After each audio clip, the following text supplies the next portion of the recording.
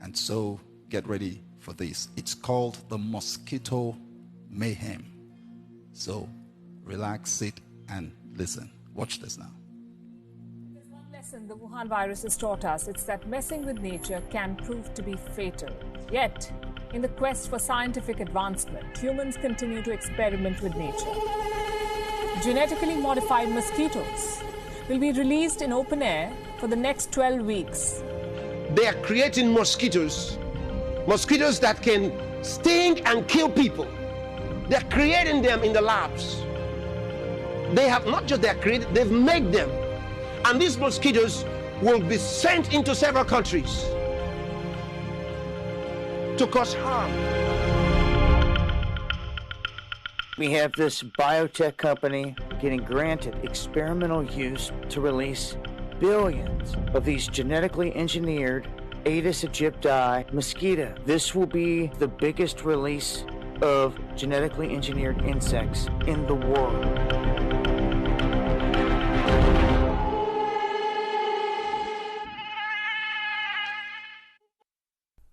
What happens when man decides to play God? We're becoming much more proactive. We own the science, and we think that the world, should know it. What happens when man arrogates to himself the power to create or destroy? So let's look at each one of these and see how we can get this down to zero. Probably one of these numbers is going to have to get pretty near to zero. First, we've got population. The world today has 6.8 billion people. That's headed up to about 9 billion. Well, let's take a look at the DNA, the very essence of life for every living organism on planet Earth. The DNA contains all the information necessary to build and maintain any living being. In other words, the DNA is the material that carries all the information about how a living thing will look and function. To alter the DNA of a living organism, be it man or animal, would result in mutation and therefore may result in disastrous consequences. It's not news that the proponents of transhumanism are actively working on changing the human DNA, thereby creating a new species of the human race. Have you heard about genetically modified organisms other than man, specifically the mosquito insect? Genetic engineered organisms are not something that we can control. There's concerns around GMOs in general. This particular example, people are worried about, what happens if the mosquito bites me. And while the company has talked openly about what it is they want to do, people are concerned about sort of the risks around releasing these types of mosquitoes, and they generally feel like they're being used as guinea pigs. Currently, about 1 billion genetically modified mosquitoes have been released into several countries around the world, with the aim to curb malaria, Zika, and dengue fever.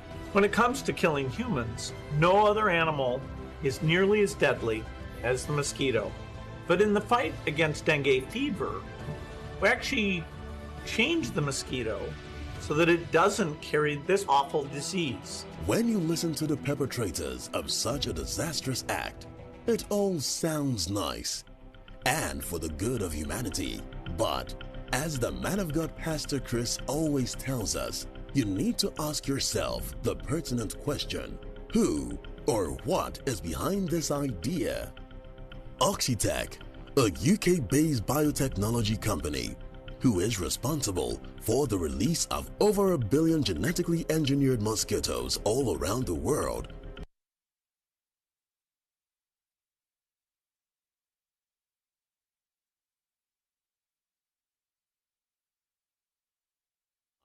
a closer look at their website reveals some very interesting details. Luke Alpay, who is the founder of Oxitec, was selected as a technology pioneer of the World Economic Forum since 2008. There they are again, the World Economic Forum, the organization headed by the transhumanist Klaus Schwab, who has made clear intentions of plans to reduce the world's population by the billions starting with Africa and Asia.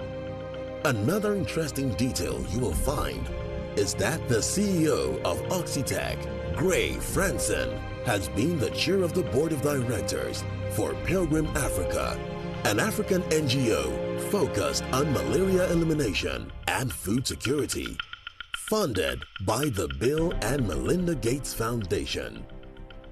These are not mere coincidences. Is it surprising, therefore, that those responsible for the creation and release of over 1 billion genetically modified mosquitoes with the risk of introducing harmful and incurable diseases into the human population are all connected to the globalist agenda? I told you about the genetically modified mosquitoes the other day, and these mosquitoes will be enabled to transmit viruses, deadly diseases.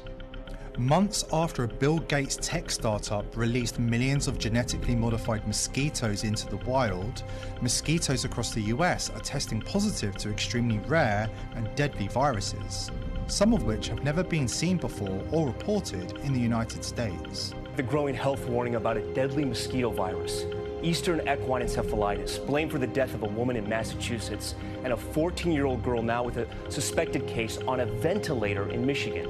At least 3 states reporting possible human infections. Here's ABC's Kaylee Hartung. Tonight, a new warning about a rare mosquito-borne illness that's turned deadly.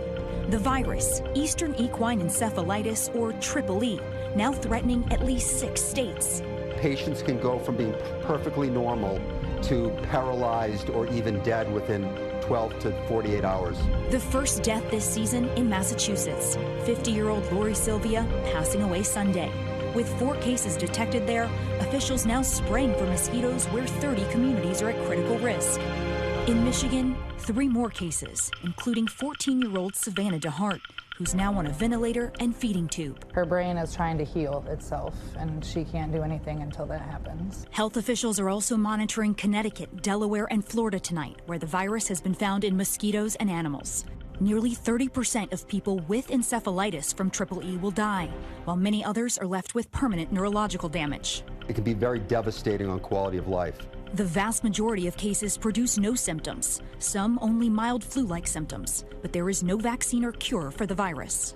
For the first time ever, a mosquito batch collected in New Hampshire tested positive for the Jamestown Canyon virus. It was collected in the town of Bow. New Hampshire people have previously been diagnosed with JCV, but this is the first time it's ever been detected in mosquitoes in the state. Now, health officials in Sarasota County today are warning about dozens of mosquitoes that have now tested positive for the West Nile virus. The health department today is saying that they have been trapping and collecting those mosquitoes at several different sites.